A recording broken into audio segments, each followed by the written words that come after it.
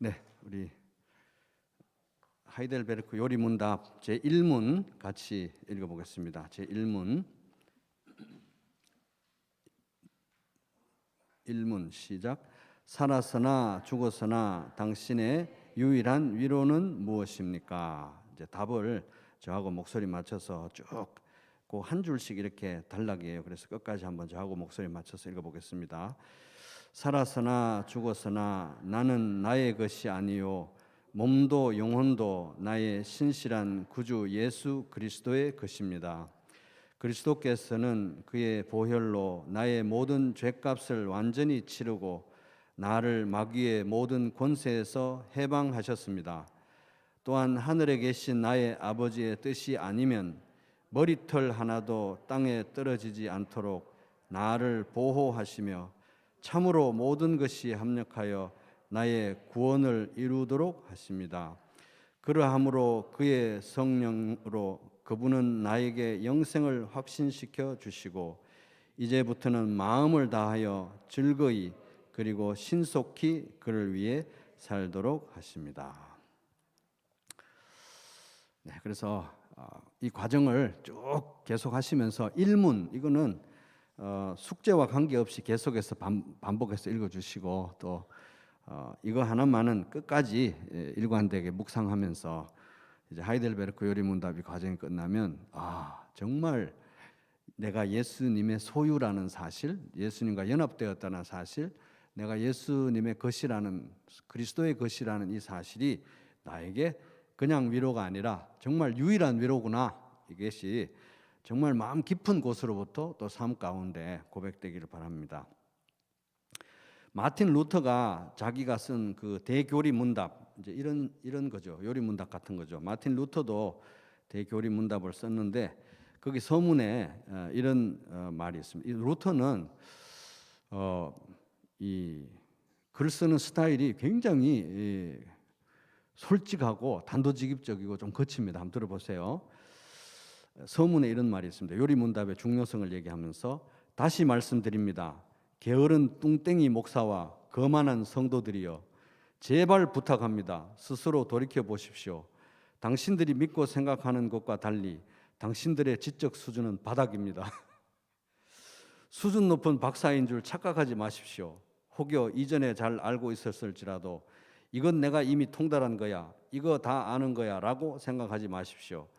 당신 생각에 교리문답서를 다 알고 있고 식은 죽 먹기처럼 쉽게 보여도 사실 평생 배워도 그렇게 될 수 없으며 매일 읽고 숙고하고 함께 말할 때마다 거기서 새롭게 배울 것과 열매들을 계속 발견하게 될 것입니다. 읽고 대화하고 생각할 때 성령이 함께 하실 것입니다. 이렇게 되어 있습니다. 여기 31페이지 루터의 대교리문답 우리말 번역입니다. 이제 주일에 목회하려면 뒷부분을 썼는데 앞부분은 그것도 목회하려면 쓰려니까 너무 과격해서 안 썼는데 수요일이라 제가 읽어드리는 거예요.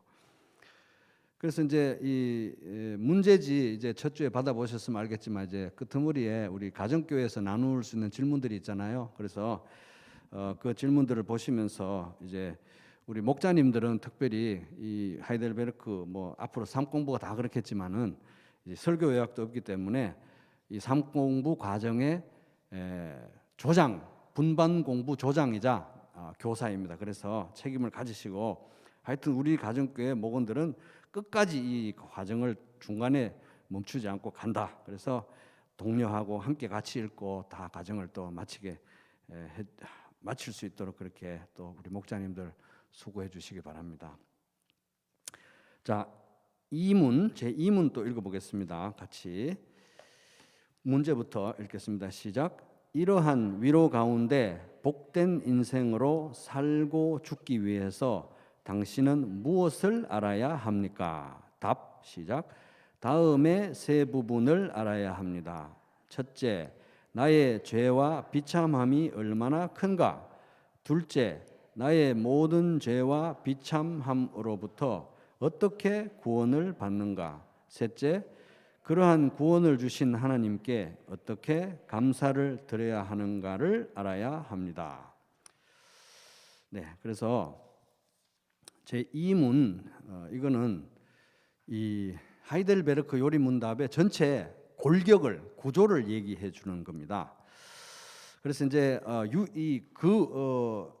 문제가 이제 이러한 위로 가운데잖아요. 이러한 위로는 사실 이제 일문에서 얘기했던 그 유일한 위로를 가리킵니다. 그래서 이 유일한 위로, 내가 예수님의 소유고 내가 그리스도와 연합되었다는 이 사실에서부터는 유일한 위로 안에서 내가 살아갈 때 내가 꼭 알아야 될 것, 절대로 잊지 말아야 될 것, 항상 기억해야 될 것, 매주 매일 돌아와야 될 세 가지 사항은 무엇인가? 핵심 단어로 요약하면 죄와 비참함, 두 번째는 구원, 세 번째는 감사. 따라 볼게요. 죄와 비참함, 둘째는 구원, 셋째는 감사.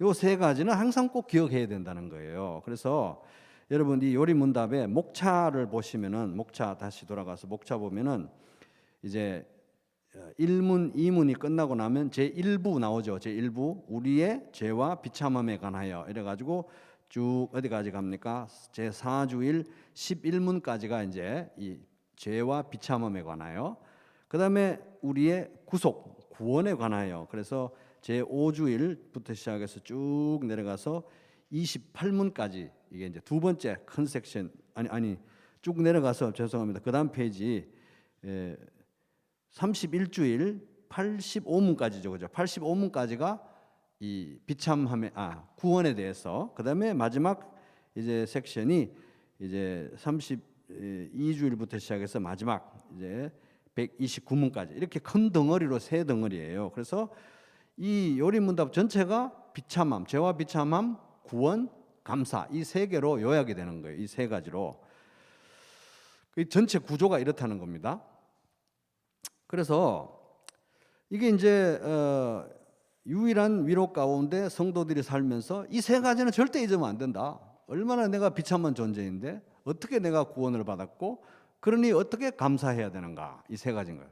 비참함, 구원, 감사. 근데 이게 이제 또 놀랍게도 로마서의 전체 구조이기도 합니다. 로마서 전체를 큰 덩어리로 나누면 1장부터 3장까지는 죄에 대해서, 그 다음에 4장부터 쭉 나가서 11장까지는 구원입니다. 구원. 물론 이제 8장까지 하고 또 9장에서 11장이 또 이스라엘 문제라서 조금 다르긴 하지만 전체적인 그 틀로 봤을 때는 11장 전체까지 4장에서 11장이 구원에 대한 얘기고 그 다음에 12장에서 16장이 감사에 대한 얘기죠.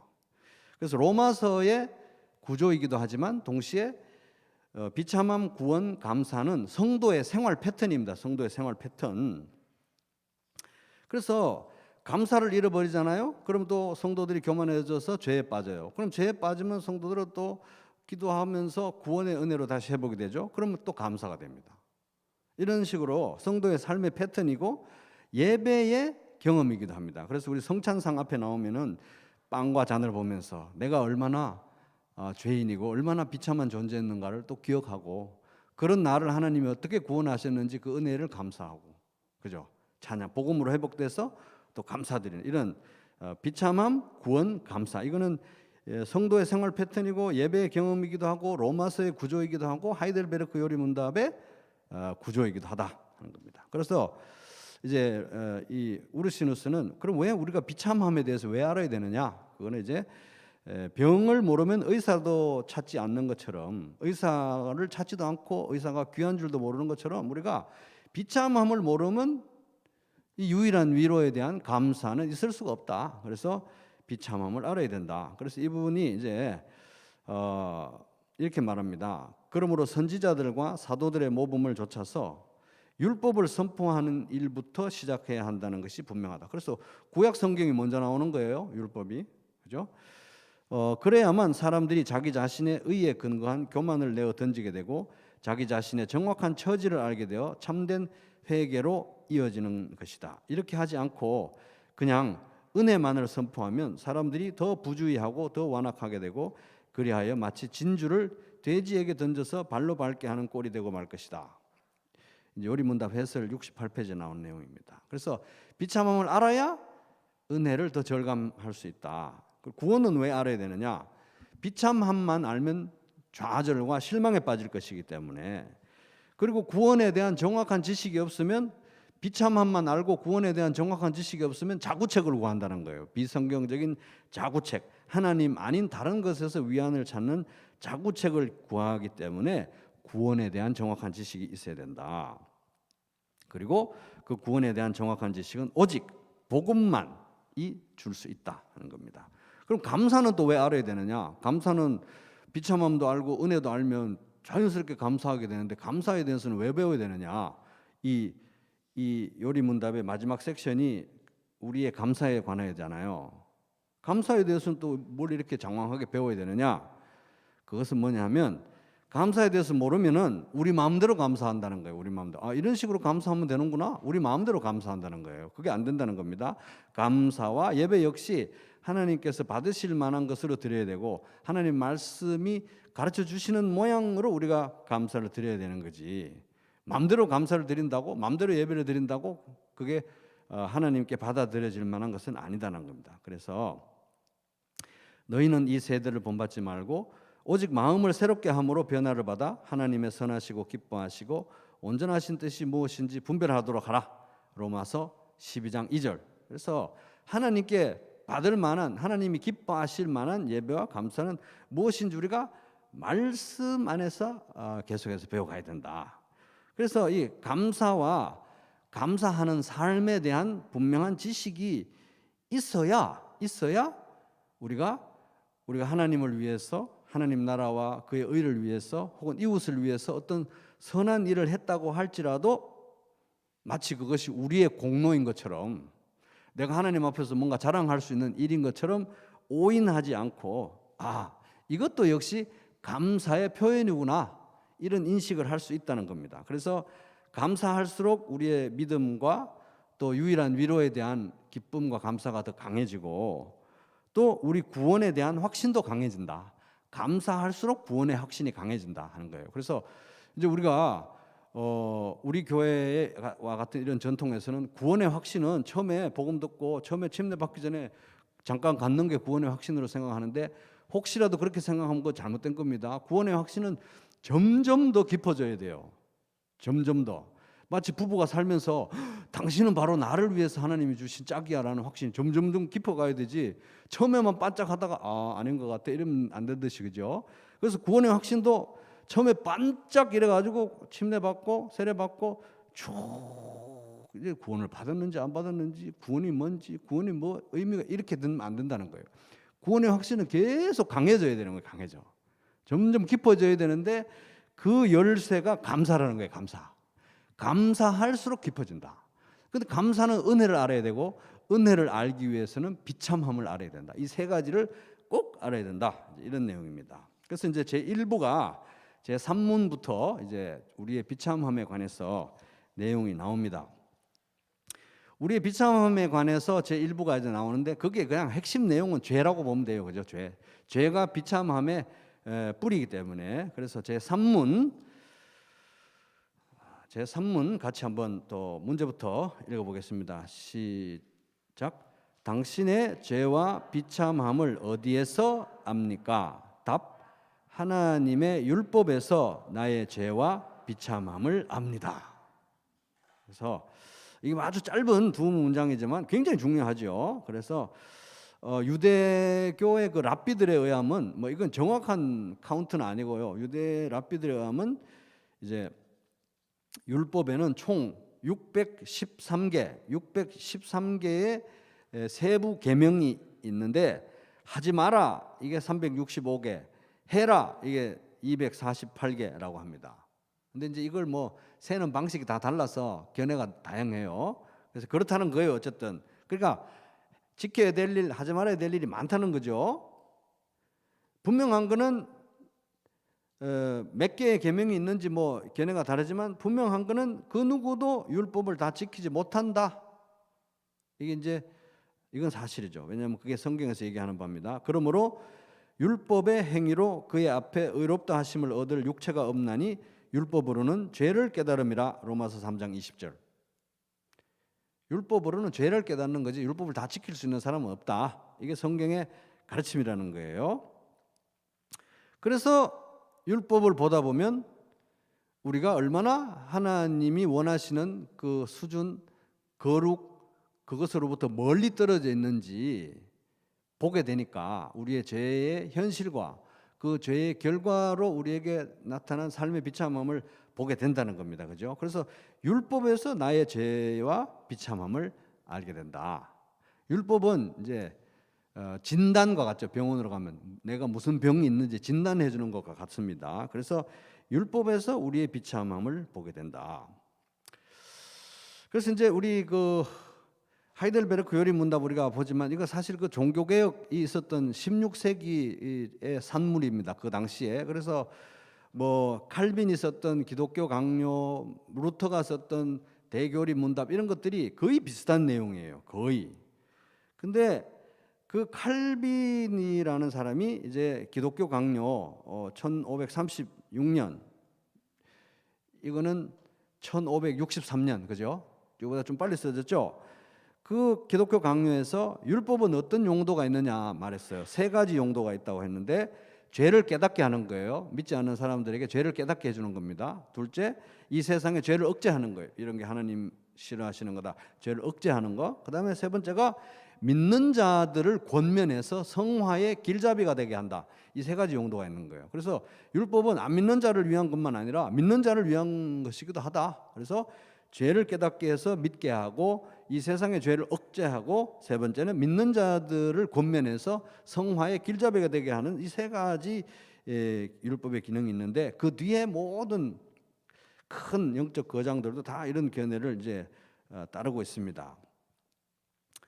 그런데 이제 그런 면에서 이제 율법을 통해서 우리가 죄의 비참함을 아는 거잖아요. 율법을 통해서 이거 하지 마라, 이거 해야 된다. 율법을 통해서 죄의 비참함을 아는데, 율법을 10문장으로 요약한 게 뭡니까? 10계명이잖아요. 10계명. 율법을 10문장으로 요약한 게 10계명인데, 이 하이델베르크 요리 문답을 한번 보세요. 목차를 한번 보시면 10계명이 앞에 나옵니까? 뒤에 나옵니까? 뒤에 나오죠. 어느 1부 나옵니까? 2부에 나옵니까? 3부에 나옵니까? 3부에 나온다는 거예요. 3부. 우리의 감사에 관하여 해놓고 거기에 10계명이 나와요. 목차 보면. 그죠? 그래서 여기 우리 방금 산문에서 보면 우리의 비참함, 우리의 죄는 어떻게 알게 됩니까? 율법을 통해서 압니다. 그리고 이제 비참함에 관하여 1부, 2부는 구원과 은혜에 대해서, 3부는 감사에 대해서인데, 그러면 10계명은 앞쪽에 나와야 될 거 아니냐 이거예요. 앞쪽에. 그죠? 근데 뒤에 나왔다는 거죠.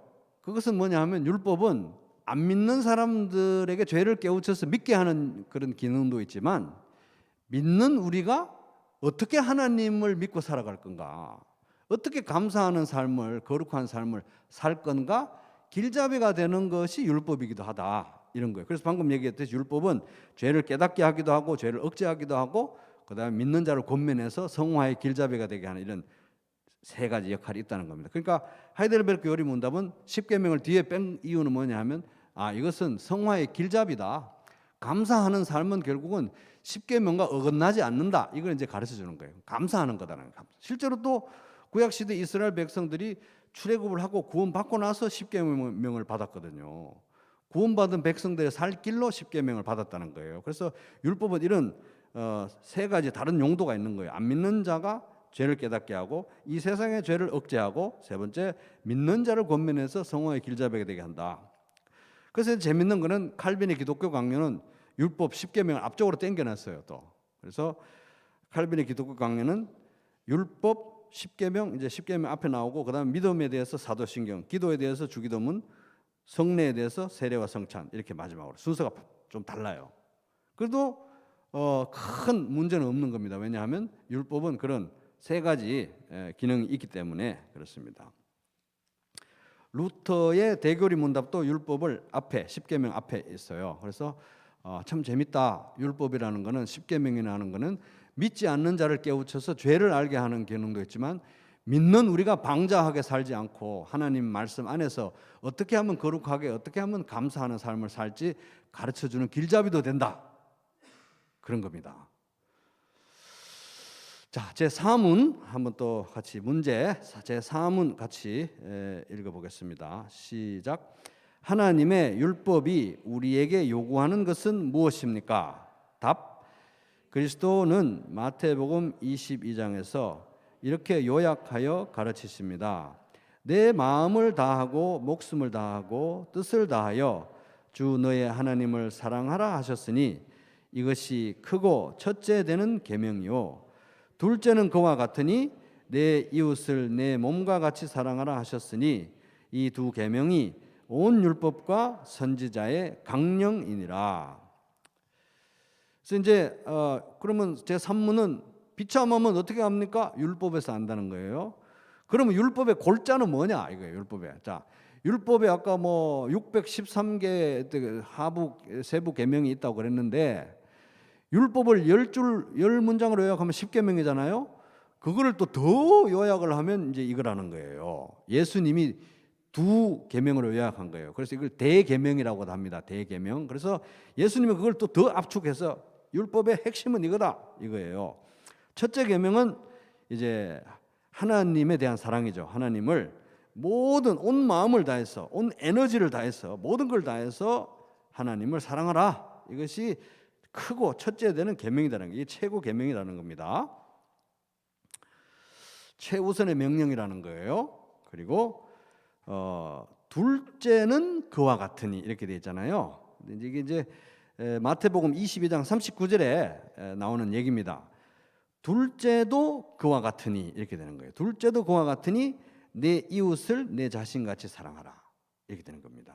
그래서 둘째 계명은 첫째 계명은 하나님을 사랑하라. 둘째 계명은 이웃을 사랑하라 이런 거예요. 근데 이제 사람들이 여기 아리송해요. 이게 둘째도 그와 같으니 이렇게 해놨잖아요. 둘째도 그와 같. 첫째 계명은 하나님을 사랑하라. 둘째도 그와 같으니 이웃을 사랑하라. 이 그와 같으니가 이게 뭔 뜻이냐 이 말입니다. 그와 같으니. 그래서 어떤 사람들은 이 그와 같으니 이게 이제 첫 번째 계명과 둘째 계명이 똑같다. 하나님을 사랑하는 것과 이웃을 사랑하는 건 똑같다. 뭐 이렇게 얘기를 해요. 그건 틀린 거죠. 왜냐하면 하나님을 사랑하는 건 하나님을 사랑하는 거고 이웃을 사랑하는 건 이웃을 사랑하는 거니까 그죠? 그건 아닙니다. 또 어떤 사람은 이게 첫 번째 계명과 두 번째 계명이 중요성이 똑같다. 하나님 사랑하는 거하고 이웃을 사랑하는 게 똑같이 중요하다. 그건 아니에요. 왜냐하면 첫째가 더 중요하죠. 첫째가 하나님을 사랑하는 게 제일 중요한 거예요. 하나님을 사랑하는 게. 이스라엘아 들으라. 우리 하나님 여호와는 오직 유일한 여호와시니 너는 마음을 다하고 뜻을 다하고 힘을 다하여 내 하나님 여호와를 사랑하라. 신명기 6장 4절 5절 쉐마 이스라엘 들으라 이스라엘. 그러면서 하나님을 이렇게 사랑해야 된다. 이렇게 하나님 사랑하는 게 최고 중요한 거예요. 첫째 계명이에요.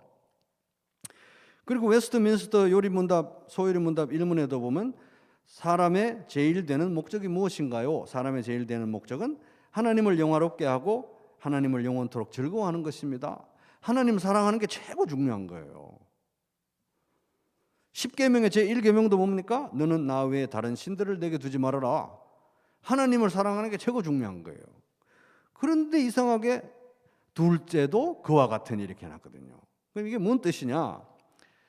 같은 카테고리라는 같은 종류라는 의미입니다. 왜?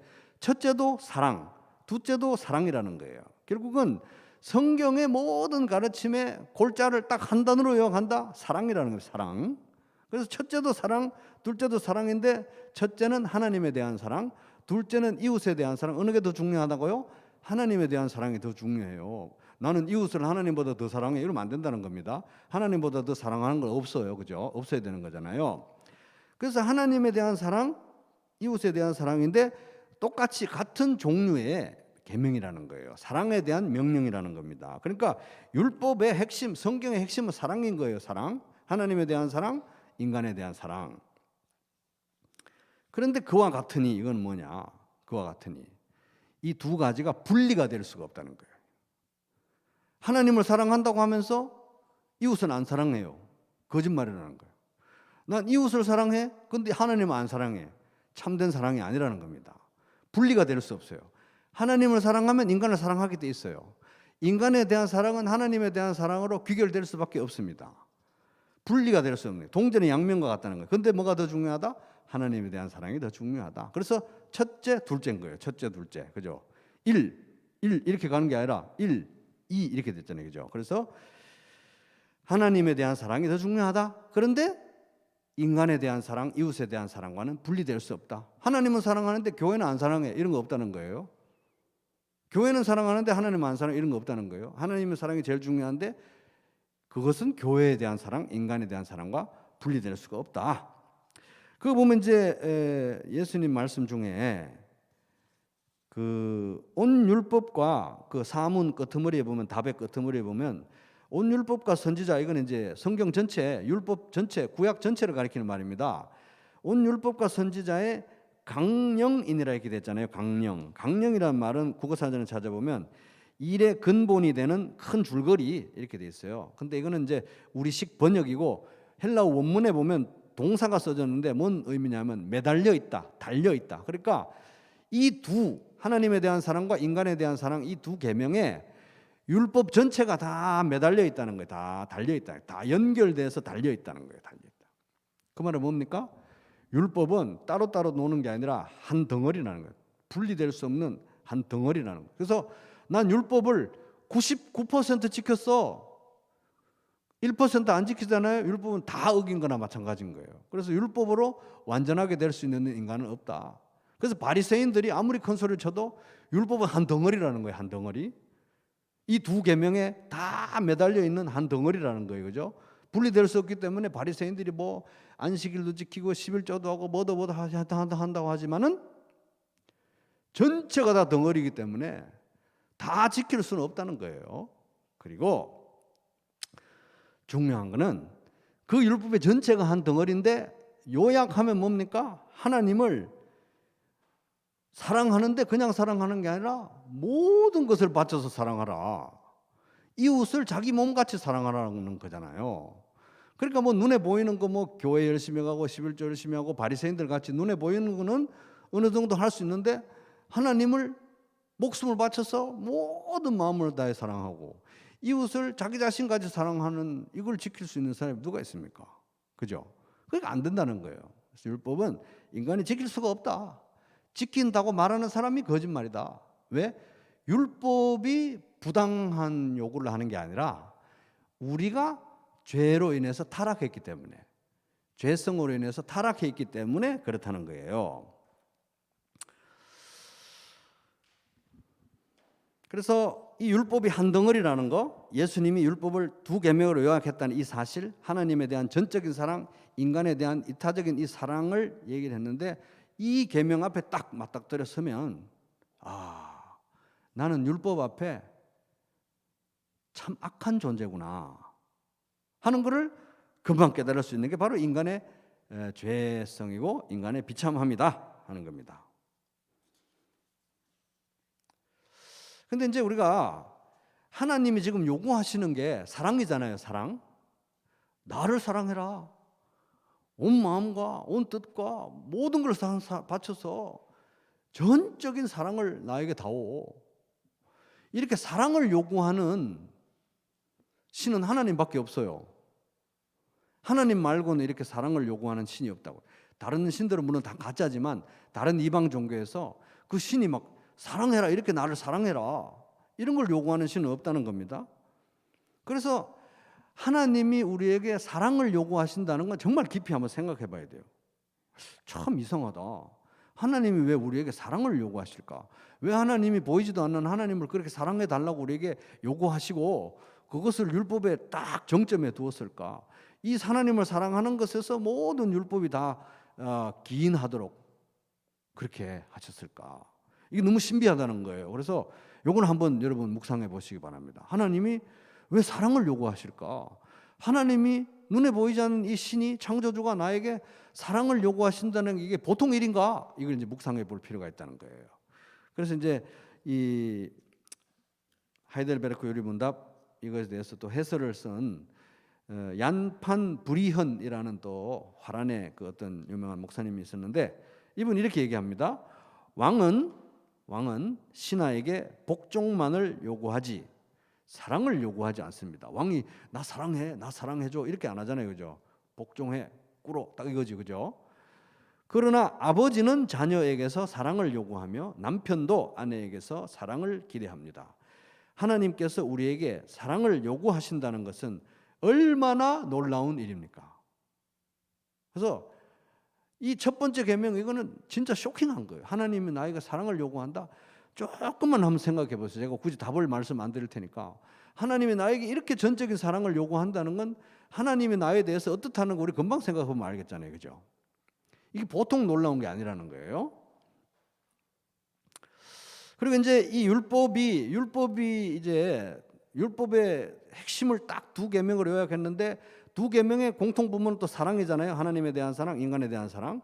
그래서 율법이 그리고 있는, 율법이 만들어가고자 하는 세상의 모습은 어떤 모습이냐? 사랑으로 가득한 세상이에요. 하나님의 사랑이 넘치고 그 하나님의 사랑을 너무너무 감사하게 받아가지고 또 하나님을 또 사랑하고 하나님께 예배하고 또 그 사랑에 너무 감사해서 우리 이웃끼리 너무 사랑하고 자기 자신처럼 사랑하고 막 사랑이 막 절절 넘치는, 철철 넘치는 그런 세상을 그리고 있고 꿈꾸고 있고 지향하고 있다는 거예요. 그런데 현실은 뭡니까? 현실 이렇습니다. 사람들은 온갖 불의와 악행과 탐욕과 악의로 가득 차 있으며 시기와 살의와 분쟁과 사기와 적의로 가득 차 있으며 수군거리는 자요, 중상하는 자요, 하나님을 미워하는 자요, 불손한 자요, 오만한 자요, 자랑하는 자요, 악을 꾸미는 모략꾼이요, 부모를 거역하는 자요, 우매한 자요, 신의가 없는 자요, 무정한 자요, 무자비한 자입니다. 로마서 1장 29절 31절 세 번역입니다. 그러니 율법은 이런 사랑이 넘치는 꿀같은 천국 같은 세상을 지향하고 있는데, 이 인류의 현실은 이 미움과 살인과 저주로 가득한 이런 생지옥이 돼 있다. 그래서 율법을 딱 보면 우리 인간이 얼마나 비참한 존재인지, 인류가 얼마나 비참한 존재인지 본다는 거예요. 그래서 제3문, 이런 비참함을 어디서 압니까? 율법에서 압니다. 율법에서 압니다. 자, 제5문. 제가 이 강의를 꼭 들으셔야 된다고 사람들에게 얘기하면서 강의 30분, 숙제 30분 그렇기 때문에 제가 강의를 좀 빨리 끝내려고 최선을 다하고 있으니까 저 사람이 왜 저렇게 빨리 가나 이렇게 놀라지 마시고요.